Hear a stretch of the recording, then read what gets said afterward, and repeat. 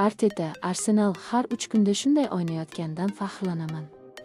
Arsenal bosh murabbiyi Mikel Arteta Angliya Ligi Kubogi yarim finalining birinchi o'yinida Chelsea ustidan qozonilgan g'alaba 3-2 haqida gapirdi. Biz juda kuchli jamoaga qarshi uning stadionida o'ynadik. Jamoam erishgan natijalardan faxrlanaman. Har 3 kunda shunday o'ynayotganimiz rostdan ham qoyil qoldiryapti.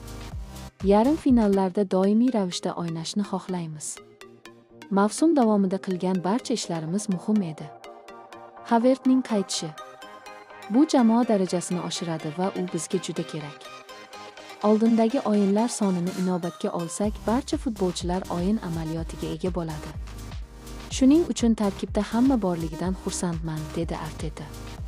Javob o'yini 3 fevral kuni Emirates stadionida tashkil etiladi. Yana bir yarim finalda Manchester City ilk o'yinda Newcastle ni 2-0 hisobida mag'lubiyatga uchratdi.